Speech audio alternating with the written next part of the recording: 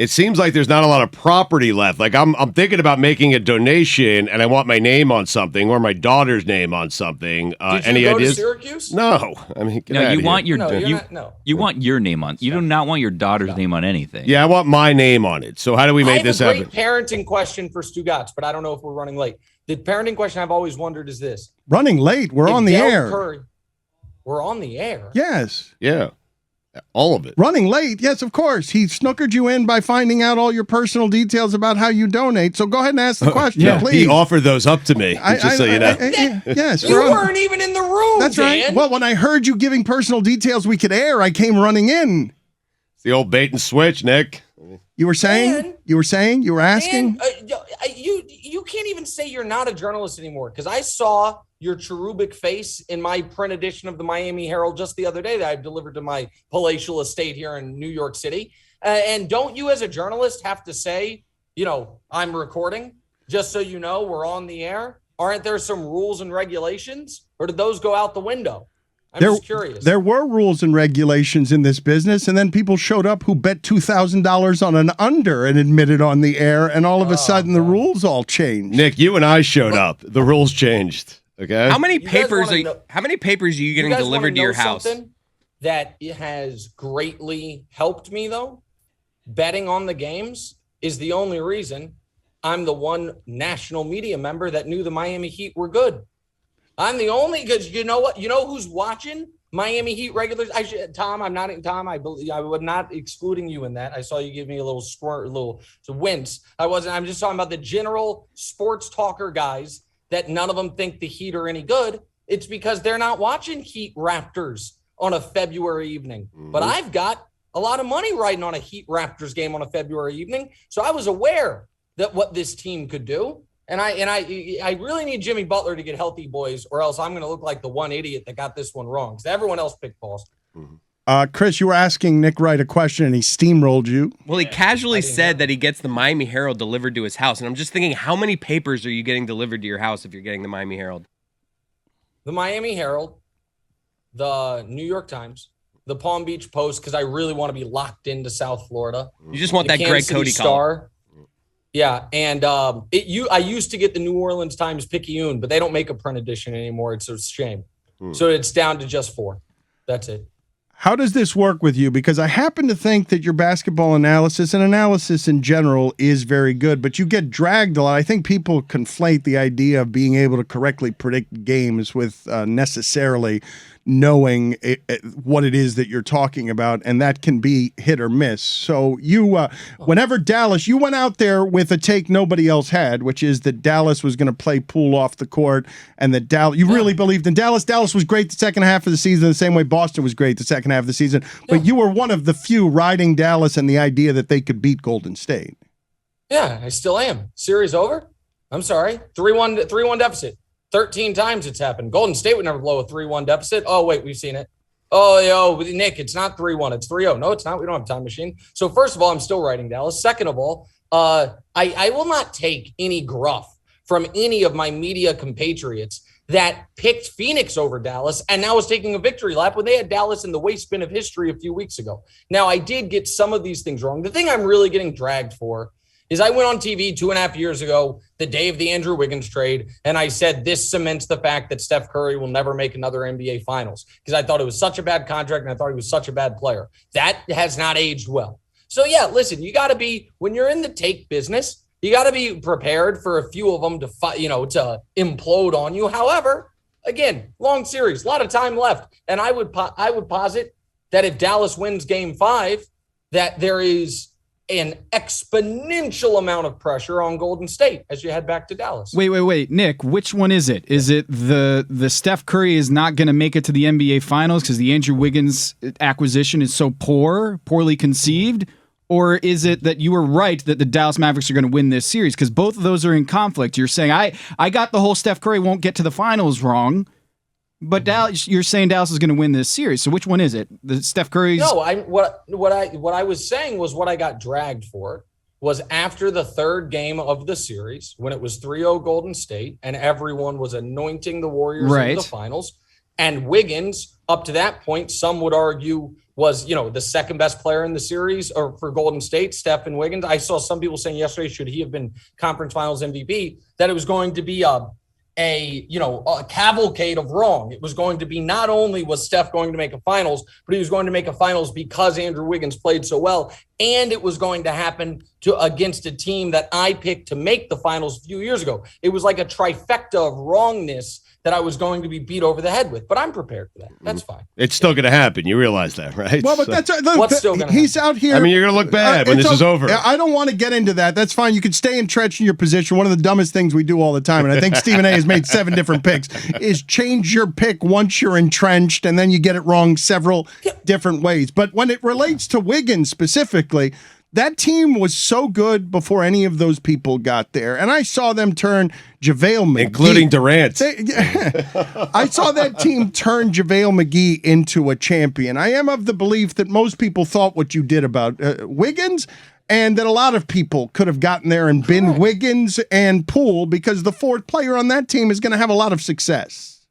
Well, listen, the idea that I was the only voice in the wilderness saying Andrew Wiggins is a bad contract. And by the way, I will revisit that trade. In that trade, Golden State got the additional pick. It was Russell for Wiggins, and Golden State got a pick, which the clear implication there is that Golden State was giving up the superior player, so they were getting the additional pick because they were taking on a bad contract. Now, Wiggins has fit in well. He's been excellent defensively, and in this series, he's been very good. But there are a lot of people that said what I said, just maybe didn't say it quite as stridently as I said it, or they didn't say it necessarily in a clip that was still on the internet and got shared. But that's fine. Like, I think everything I say on TV is fair game to be thrown back at me at any given time. Like, all of this is it's all entertainment. And if people want to say, you're an idiot, like that doesn't hurt my feelings. I think that's fair. And I don't think I was mean to Andrew Wiggins. I don't think I was personal. I thought he had been disappointing, was on an awful contract, and we'll see. So have you thought of the pivot here if Dallas doesn't make the finals? That's your prediction gone wrong. And Andrew Wiggins does make the finals. Have you thought of a pivot here before it happens? You're just going to eat it? That's your problem. You just eat it. Yeah. No, there is no pivot. And by the way, I would argue I can't be wrong about the Mavs this year. Now, when I stuck with them when they were down 3-2 to Phoenix, when I went into the playoffs saying Luka's going to come out of these playoffs as the consensus second best player in the league, the idea that people are going to, when they make the conference finals, when people don't think they could, when he leads the entire postseason in points, total points, rebounds, assists, like that, people are going to be like, Nick, you were wrong about Dallas. I don't think that's going to happen. If that does happen, that's fine. I'm not worried about that. But I want to talk to you guys about the Heat. Everyone else wants to talk to me about the damn Mavs Warriors. I came on the Dan Le Batard Show to talk about the Heat and figure out if they're going to be able to pull this thing out. We found the pivot. There it is. What do you want to know? What do you want to know about the Heat? Well, you were very upset, Dan, that television sports talkers were not giving the Heat their credit. You posited that it was because they weren't watching them. I tend to agree with you. And I think the other element of it is, too often when people are analyzing teams in the NBA, they ask themselves, what does their A-plus game look like? And I think that there are 6 teams in the league whose A-plus game is better than Miami's. But I also think that's borderline useless in a playoff series. I think the question is, how consistent can you play? How often do you avoid your floor? And it bothers me that the Miami Heat made the finals 2 years ago, but people discredit it as a workaround to discredit LeBron. They don't even really want to discredit the Heat. They just want to discredit LeBron's ring, and the Heat are, secondary damage set. The Heat obviously had a bad postseason last year, but they played Giannis. It happens. And now this year they're the 1 seed. They're 6 wins away from a title. And I think the majority of sports media thinks, let me ask you right now today, I think if there was a Heat-Nets series, I think the majority of sports media would pick the Nets. And I think it's so bleeping stupid. And so that it just irritates me. And I'm not even a Heat fan. And I think Ryan Cortez is the single most annoying person on Twitter. And yet I still respect what they do. You are mentioning an article that was written by, I believe, Awful Announcing, which had this headline on it, which made me laugh out loud. Miami Heat homer Dan Le Batard rips ESPN for focusing on Boston Celtics. And all I did was say at halftime of Game 4, I thought it was weird that they spent the entire halftime talking positively about the team that was down 15. Like, that's not Tatum hit a big three headed into halftime. That's not what I'm used to from my negative, critical coverage of the team that's always down by 15. Like, forgive me in the last 10 years for not seeing a whole lot of the team that's down by 15 gets all of the praise. But it's not just that. And by the way, I didn't see that story, but I saw your clip because, I'm a big fan of the show.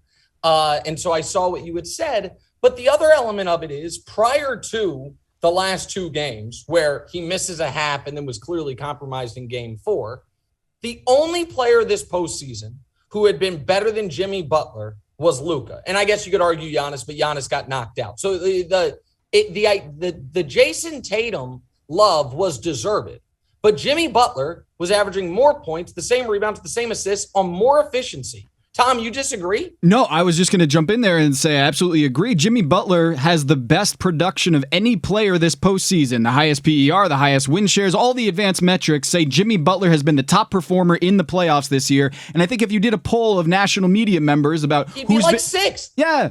Luka, it's Jason Tatum, it's Giannis, but it's Jimmy Butler. So I ask you this, what is it about Jimmy Butler that doesn't make him, even though he's got national commercials, even though he did the bubble where it became a meme of him laboring over that chair, why doesn't Jimmy Butler resonate as an MVP candidate, one of the best players in the NBA?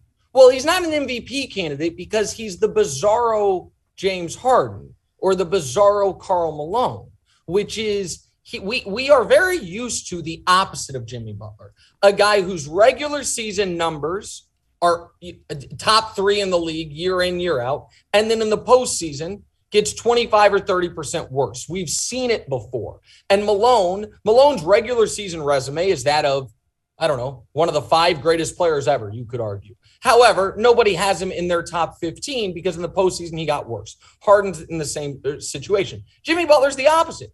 Jimmy Butler is 21 a game. He's not Mr. Triple-Double. He's good on both ends. But when people say, who's the best perimeter defender in basketball, people name 4 or 5 guys before they get to Jimmy Butler. But then in the playoffs, in the last 6 years, he has 5 40-point games. They've all been in the postseason. So, like, the fact of the matter is that he doesn't have these monster regular seasons. And so I think that's why. And he's not incredibly flashy. You know what I mean? He's not a great shooter, obviously, and he's not a high flyer. So it's hard to tie, he's not John Morant or Steph as far as this one skill. It's, oh my God, it's mind blowing. Nick, here's the problem, okay? Even as you're complimenting the Heat, it's a backhanded compliment. Like, you had to throw in there 6 teams, A+ game, better than the Heat's. Name them. Go ahead. Because there's not 6 teams, Nick. You know that. No. Listen, I picked the Heat to, what the hell are you talking about? You just said it. I think the Celtics A+ game is better than the Heat. Mm-hmm. I think the Warriors A+ game is better than the Heat. Okay. I think the Suns A+ game is better than the Heat. I think the Bucks A+ game is better than the Heat. Mm-hmm. I think that the Nets, you got their A+ game once a month, but when you got it, it's better than the Heat. But that doesn't matter. That's not how series are won in the NBA. The series are won in the NBA by being able to fight through 2 weeks of hell and having as few awful games as possible. And so I just think people get the analysis wrong. I think that it's the same reason everyone got it wrong on the Nets this year. They treated it like it was March Madness, where it's like a one-off. Yeah, in a one-off situation, nobody wants to play that team. Over 2 weeks, everyone wants to play that team. And the opposite situation is true with the Heat. I want to go back to this headline, Dan. What publication was this in? It was Awful Announcing. Awful Announcing. So can we? What is it called in school where you like break down a sentence? Miami Heat homer Dan Le Batard rips ESPN for focusing on Boston Celtics is the sentence. So Miami Heat homer Dan Le Batard. Yes, we're diagramming a sentence. Thank you, Woody, for that. Of course he knew. Miami Heat homer. Dan Loves Le a Batard. diagram. I He's doing it right now. I think that's accurate. Rips ESPN. I think that's accurate. It What's is? this last half of the for sentence? focusing on Boston Celtics? Yeah, I feel like they kind of nailed this one. Isn't that what happened? Miami Heat homer Dan Le Batard rips ESPN for focusing on Boston Celtics. You know what? Totally fair headline. Yeah. It is a fair headline. I mean, it is a fair headline, but it was also fair commentary by you. Both things can be true. It was an accurate headline. You know what? I never thought I'd live to see the day where awful announcing practices fairer journalism than the Dan Le Batard Show, which starts recording and broadcasting personal details well before their guests know it's happened. Guillermo, put it on the poll. Does awful announcing practice better journalism than this show? I got a poll question. Yes, that's congratulations. elite. Congratulations. That's great. What a moment. Nick, the basketball players are better than they ever been. They're like, there's so many players who are so great at basketball that the skill is wonderful. And the games and the playoffs have been shit. It doesn't mean that they're not highly skilled. They just haven't been games many people want to watch because there have been so few games being decided at the end. We haven't had the pleasure of being able to argue about a call at the end except like one time. The best game was Celtics Nets, the Tatum layup. How is this possible, Nick? Like this was a year ago. Is this what it's going to be now going forward as these as all these threes rain down? No, I think some of it is, and Tom will like this small sample size bias. I think that it's some randomness. I do think the three has something to do with it. I also think, and let me make sure I give even tertiary credit for an idea that might have been implanted in my brain because I see Amina sat in here. Mm-hmm. During one of the recent games, I saw the Twitter account Pick Up Hoop tweeted, "I really miss Giannis, KD, and LeBron in the conference finals." And that did get me thinking, and now LeBron isn't that at this point in his career probably, but the apex predator wings who are, I don't want to say they're blowout proof because obviously Giannis got blown out of game 7 against the Celtics. Wait, would you say Jimmy Butler's in there? Jimmy Butler, apex wing? I don't think Jimmy Butler is at the level of apex KD, Giannis, or LeBron.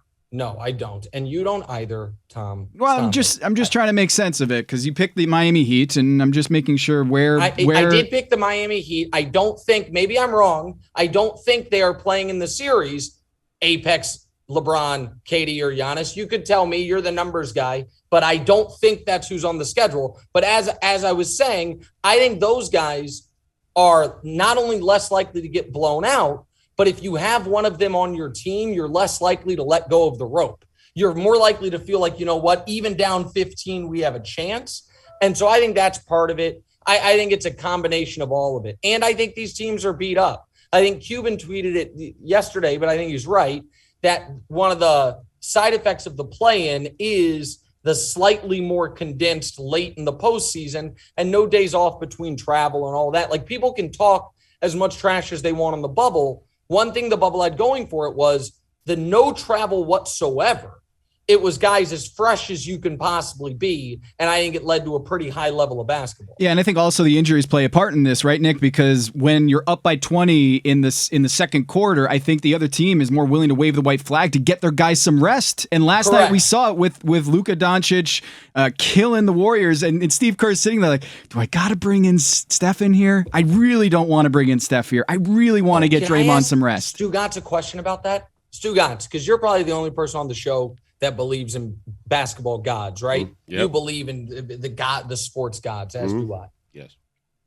I think Kerr really screwed the Warriors last night by spitting in the face of the basketball gods by not letting those 5 subs continue to try to finish off what would be the greatest comeback in playoff history. The moment Steph came back in, it turned on him. Yep. They got it to 8. Then it was an immediate turnover, 3, missed shot, basket. Now it's back to 13 like that. Basketball gods were saying, no. Let Moses Moody, commemorated on Chris Cody's shirt, have his moment in the sun. Don't try to bring in Steph Curry, who was down by 30. Let these guys have it. I think the basketball gods didn't like that. Steph Curry dug the hole for you. Those guys were trying to get you out of the hole. You got to go with those guys, keep with those guys, and then bring Steph. I'm not even certain if you bring Steph Curry back for the next game. How about that? Next game. Right. How about that? Let him start. Yeah. Let that 5 start. I take your take one step further. Learn from the master. Dan's Nick. the one who brought He's you. always going to go one step further than wherever it is you took the take. You thought you took the take to the extreme. He will drag it even further. further and then hit you with a how about that? And you got nothing. I would start I would start the second team, game 4, game 5.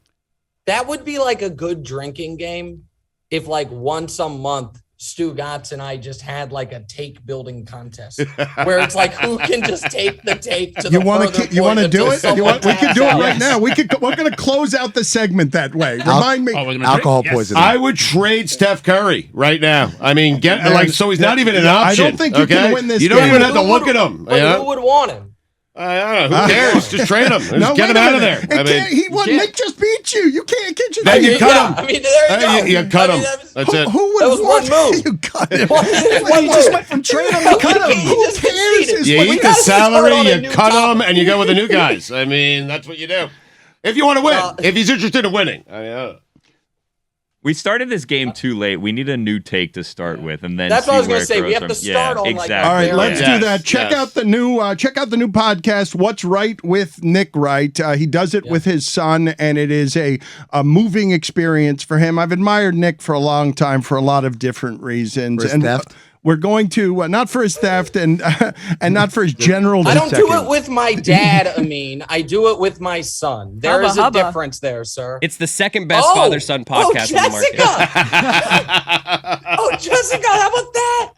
Oh, he would be thrilled to hear that. How nice of you, Jessica. He obviously gets his looks from me. Smetty's here.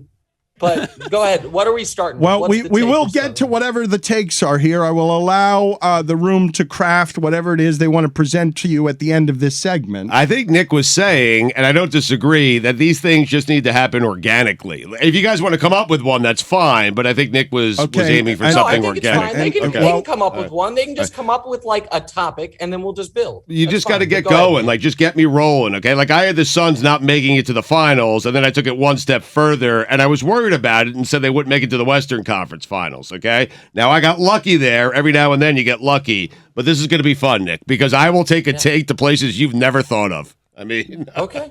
All right. We will get to that in a second. All right, we have a very basic take that will be started by Stugotz. So this is Stugotz's take, Nick. Okay. And you're going to have to one-up it, and then the two of you will go back and forth. Okay.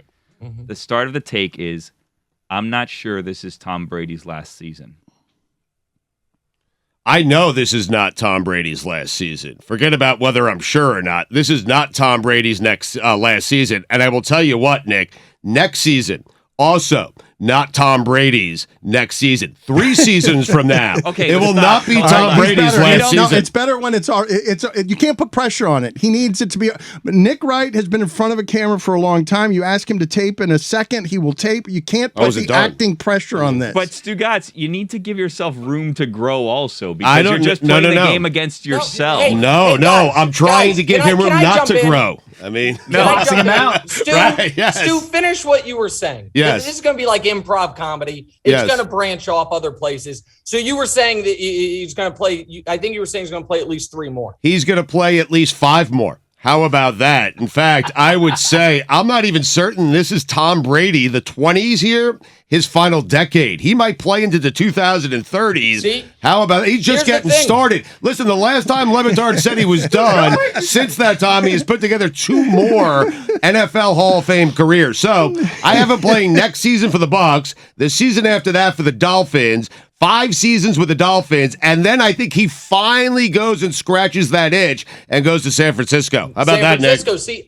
not only, Stugotz, do I disagree with everything you said, I think it's the exact opposite. I don't think Tom Brady's retirement was fake. I think his unretirement was fake. I don't think Tom Brady's ever playing again. Wow. I think Tom Brady knows he's washed. Mm-hmm. I think Tom Brady saw what happened in that NFC divisional round. Right. I think Tom Brady sees the money, at the end of the rainbow, coming over to a great company such as Fox Broadcasting Corporation, and he's going to come and do this. I don't think we're ever going to see Tom Brady in the uniform again. And with that said, then one has to ask, is he actually the GOAT? Or are there more questions to be answered? Wow. Can the GOAT leave on a loss? Can he? John Elway didn't. The GOAT, your guy's GOAT, Michael Jordan didn't. Can he leave on a loss? The GOAT can leave on a loss, but I am telling you, you are wrong. Listen, I don't think he wants to play for the Bucs next season, but it's a bridge to where he wants to play. He wants to play in Miami. He's building a house in Miami. He'll spend a few years down here. He'll get tired of it like everyone else. And then he'll move to San Francisco. What? And he'll sign a 5-year deal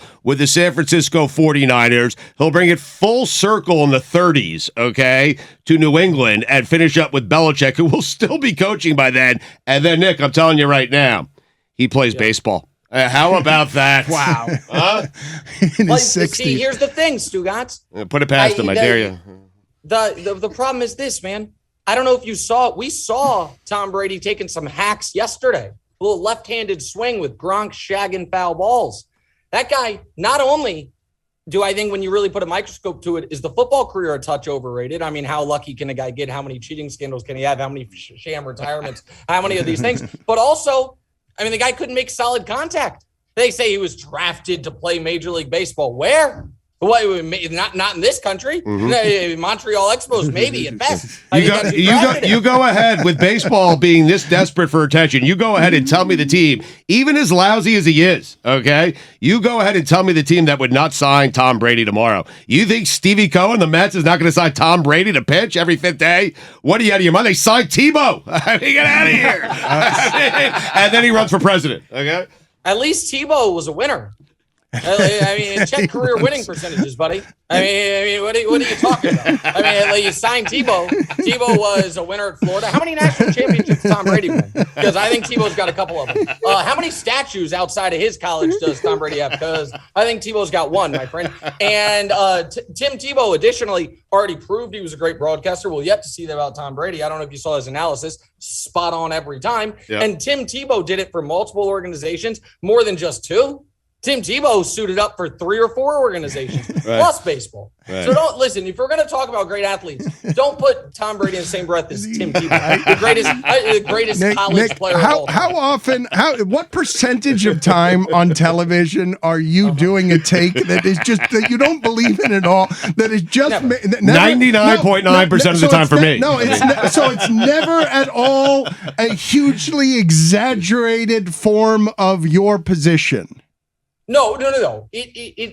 Everything I say starts with the truth and gets louder and more hyperbolic the more I think about it. But it always starts like I always believe what I'm saying, and then you can tell how caged in I feel. This take is based on a true story. And then the volume with which I deliver it. Like when I am at my most confident is when I will say, listen, LeBron James is the greatest basketball player of all time, and if you disagree, you're just flatly wrong, and history will look upon you with shame and dismay. When I am in a different spot is when I'm like, the Mavs are not down 3-0 anymore. They're down 3-1, and 13 teams have come back from down 3-1. You're reaching, yeah. Why are you acting? They have the best player in the series. They essentially already won in Golden State in Game 2. What are you guys talking about? Why are you acting like they can't win? Oh, Golden State would never lose a 3-1 lead. Oh, we saw it happen. So they essentially won in Game 2. They lost by 10. Like they essentially won in Game 2. They're up 19, up 14 at the half. Bad quarter. Shouldn't have played Josh Green. The hell are they thinking? You had Frankie Nicotine and Josh Green taking shots. Give me a break, Jason Kidd. Get it together, buddy. But yeah, so that's it. It's always based in truth. Yeah. And then I punch my way out of corners that I find his name should be Frank Nicotine. It ought to be. Your guys, Bill Simmons came up with that. Amin, I'm giving credit. Bill Simmons, I think, was the first person I ever heard coin that. He calls him Frankie Nicotine and Frankie Smokes. Not my take. Not my take, my friends. That's the one that you admit to stealing? Oh, Jesus Christ, man. I didn't steal his stupid bar. Why would you steal something dumb and unoriginal?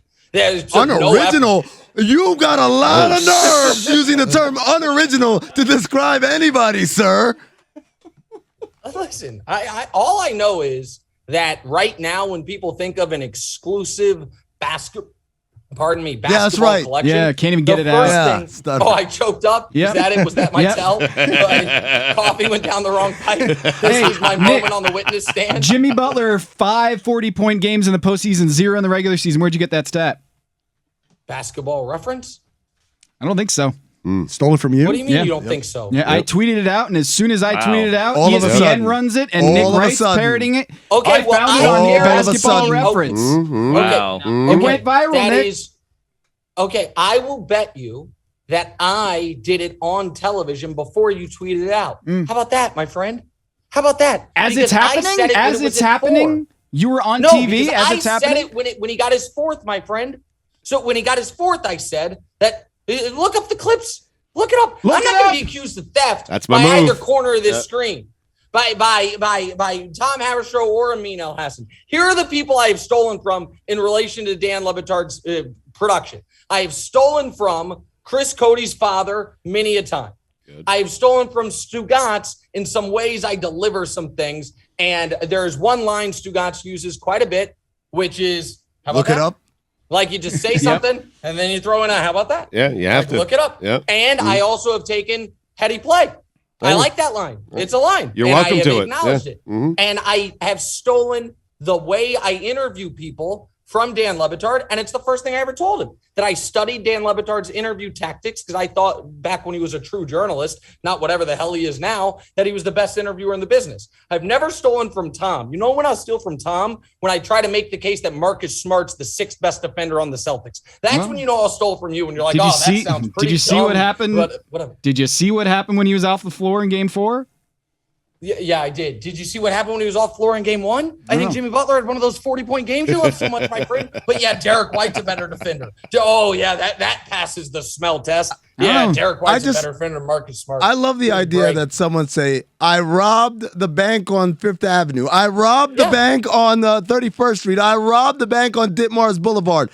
But I didn't rob those banks. It sounds to me like you're a serial thief. You just detailed how you steal from everybody. So now we're supposed to believe you or put you on the stand and say, no, I didn't do that crime. No. Once a thief, always a thief. But he's being honest about some crimes. Yeah, he's an honest thief. I think to be honest. To be honest, the Butler stat is I mean, you can just look it up. I mean, to be honest. Sorry, Tommy, I love you, but it's a basic stat. Did you look it up? This is like, I got it from you. He just told people to look it up. He doesn't look anything up. He just tells people to look it up. And if ever there's someone around here who can accuse others of being a thief and recognize what one of those looked like, Stugotz is your greatest ally here on this, Nick. But I was beginning to say before we got derailed into all of the thievery commentary, and I tell you again to check out his new podcast with his son, What's Right with Nick Wright. That one of the reasons I admire you is because television can be very confining on talking about the race stuff. And I have seen you unspool some theories that are difficult to unspool on television over time in a way that reach people. And I imagine that you, like much of America today, as a father and just as a human being with a heart, are looking at what happened in Buffalo 10 days ago and what happened yesterday. And I imagine that you have plenty of thoughts here at what is happening in this country. All right. So thank you for asking me that, Dan. I appreciate that. I have one big picture and one small picture, and I'll try not to be incredibly long-winded here. The big picture one is this, and it's very simple.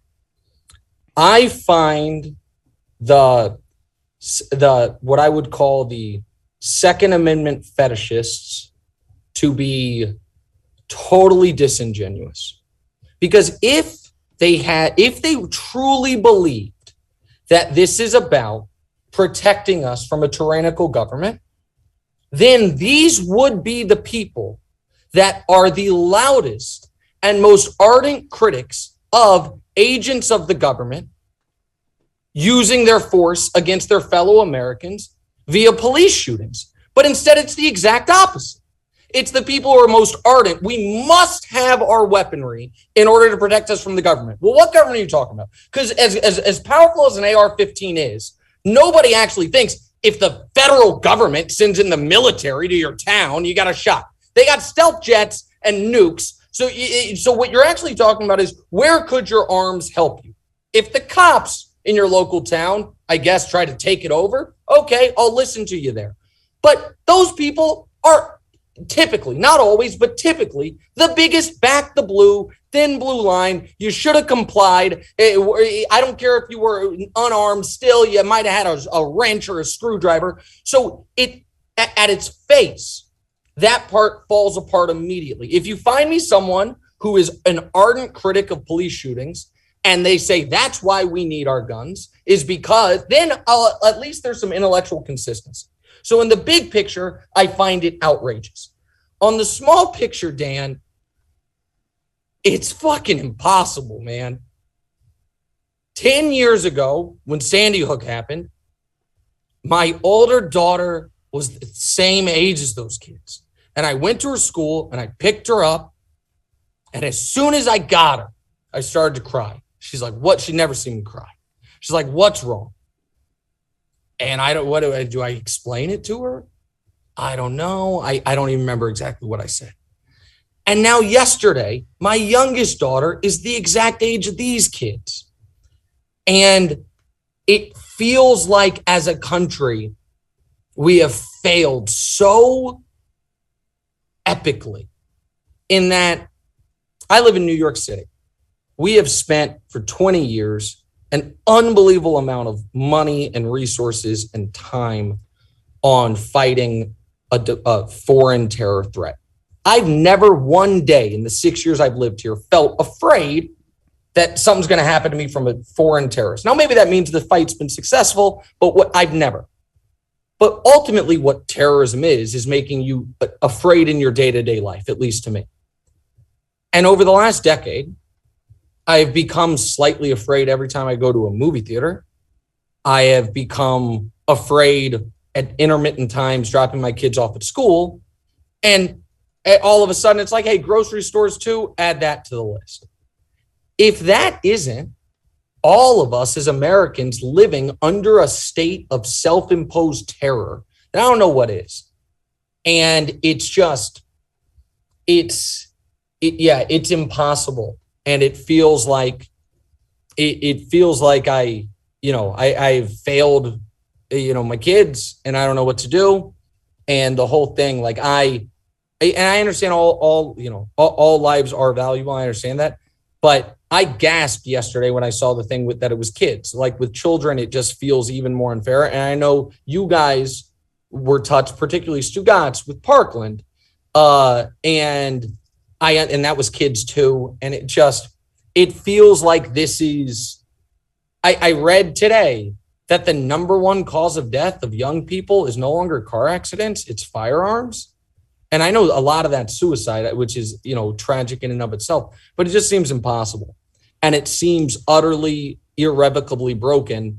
And the analogy I will use, and then I'll shut up about this, is if I lived in a country that was on an active volcano, and it was the only country in the world on an active volcano, and every few weeks the volcano erupted and half a dozen people died, or a dozen people died, or this one hit a school, and it's like, well, we can plug it, but we choose not to, then I'm kind of an asshole for raising my kids there. And if something were to ever happen to them, I don't even want to say that. If it were to happen to me, I would feel culpable. I'm not saying the parents of these are culpable, but it just feels like we've all, those of us who have the ability, if we wanted to change our lifestyle and change our career, but have the financial freedom to move, but choose not to, we are just choosing that this is an acceptable risk. And it's impossible. It's just impossible. And your rebuttal to love it or leave it? Because saying that you'd like to live somewhere else, that usually isn't the one that works with arguing the other side of this. Well, listen, I clearly wouldn't like to live somewhere else because I haven't.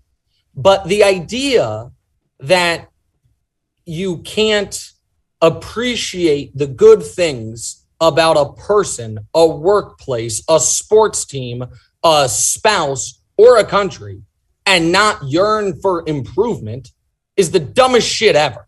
Like, somebody tell that to all of our wives. Well, they must not love us because they criticize us all the damn time. Like, and I'm not picking on wives. It's just I don't think Jessica's married, so I don't think there's any husbands in the room. However, Jessica, my son is single, so I can set you two up. I'm not. I think you misinterpreted my joke. I wasn't saying he was attractive. You said that you don't do it with your dad, you do it with your son, and so it was like a hell yeah, like you do it with your dad joke, like having sex with your dad. Incest so it was way jokes. more inappropriate. Yeah, and I didn't want to have to explain it either because I feel like I crossed a line there, and now it's coming up. And you also just said he's not attractive, so that's a bad beat. I don't know what your son looks like. Thanks for watching the podcast, Jessica. I appreciate you didn't know I had a boyfriend. Thanks for following me on Instagram. Cancel the Gojo glad that we ended on this note. Excellent work by everybody. Brady involved. for president. That's right. That's all that Stugotz just ended on. Brady's going to run for president. Not if he's running against Tebow, my friend. No shot. Nick, good seeing you. Check out his new podcast. You should listen to him. What's Right with Nick Wright. Thank you, sir. See you guys. Love you guys. Bye.